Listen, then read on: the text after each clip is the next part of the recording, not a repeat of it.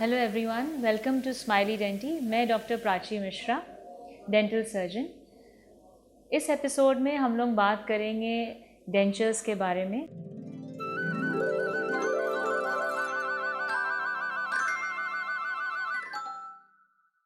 अब मूव करते हैं थर्ड टाइप के डेंचर पे, जिसको कहते हैं सीडी, कंप्लीट डेंचर, बत्तीसी। आपने कई बार अपने ग्रैंड पेरेंट्स को सुना होगा कि बत्तीसी लगवाने जा रहे हैं, मेरी बहुत सालों से बत्तीसी यूज़ कर रहे हैं, मेरी बत्तीसी बिल्कुल बेकार है, इसकी फ़िटिंग बहुत ख़राब है। ये सब बातें आम तौर पे बहुत सुनते हैं हम लोग। तो बत्तीसी कंप्लीट डेंचर होता है। जब मुंह में एक भी दांत नहीं होता है तो हम लोग कंप्लीट डेंचर लगवाते हैं। अगर आपके मुंह में कुछ दांत हैं, सिर्फ 2, 3 या 4 दांत हैं, तो भी प्लीज़ वेट मत करिए कि ये सारे दांत निकल जाएंगे तब हम बत्तीसी लगवाएंगे। बत्तीसी लगवाना इसलिए ज़रूरी है बिकॉज़ जितनी जल्दी आप बत्तीसी लगवा लें उतना आपकी जो हड्डी है, आपके जबड़े की हड्डी है, वो स्वस्थ रहेगी। जब हमारे दांत नहीं होते हैं और हम चबाते हैं, हड्डियों को यूज़ करते हैं दांत चबाने के लिए, तो धीरे धीरे हड्डी गलने लगती है। इवेंचुअली जब आप एक कंप्लीट डेंचर सीधी लगवाते हैं, बत्तीसी लगवाते हैं, तो उसकी फिटिंग नहीं आती। हम लोग परेशान होते हैं, जैसे ही बात करना शुरू होते हैं बत्तीसी हाथ में आ जाती है। वो इसलिए बिकॉज़ हड्डी इतनी है ही नहीं उसकी सपोर्ट के लिए कि एक अच्छी फिटिंग की बत्तीसी बन पाए। इसीलिए अगर आपके मुंह में दांत कम हैं तो आप जाएं और डॉक्टर से बत्तीसी ज़रूर लगवाएं और अपना सिर्फ डाइजेशन नहीं, अपना कॉन्फिडेंस, अपनी स्माइल को वापस रिगेन करें। अब हम फोर्थ टाइप ऑफ डेंचर पे मूव करते हैं, जिसको कहते हैं इम्प्लांट्स। टेक्नोलॉजी के हिसाब से ये एक काफ़ी न्यू काइंड ऑफ डेंचर है।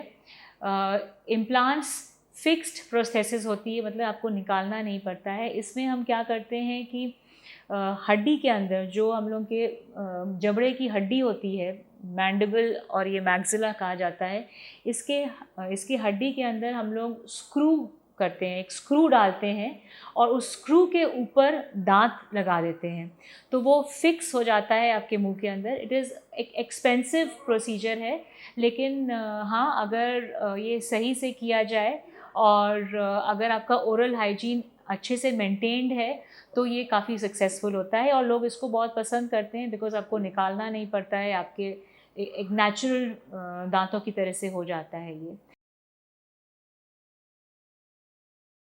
यहाँ पे एक चीज़ को मैं ज़रूर मेंशन करूँगी कि कई बार हम लोग देखते हैं कि पेशेंट्स गलती से उनका डेंचर गिर गया। अगर डेंचर गिर जाता है तो वो टूट भी सकता है, फिर भी उसको लगाए रहते हैं। ये एक बहुत इम्पोर्टेंट पॉइंट मैंने यहाँ पे इसलिए एम्फसाइज़ किया बिकॉज़ कई बार एंडोस्कोपिस्ट्स जो होते हैं वो हम लोगों को बताते हैं कि आज मैंने अंदर से, स्टमक से, इंटेस्टाइन से एक डेंचर निकाला। तो इसमें डेंटिस्ट की गलती नहीं है, इसमें पेशेंट्स की गलती है, क्योंकि वो टूटे-टूटे डेंचर्स पहने रहते हैं और वो बहुत खतरनाक हो सकते हैं बिकॉज़ कई डेंचर्स जो होते हैं वो अगर टूट जाते हैं तो उनका नुकीला हिस्सा हो जाता है या कई में वायर का सपोर्ट लिया जाता है। और इमेजिन करिए अगर वो गलती से आपके मुँह के अंदर चला जाए तो वो कितना नुकसान कर सकता है अंदर जाके आपके इंटेस्टाइन में या स्टमक में। आज हमने जाना डिफरेंट टाइप्स ऑफ डेंचर्स कैसे होते हैं और इनको लगाना क्यों ज़रूरी होता है जिनको भी इनकी ज़रूरत होती है।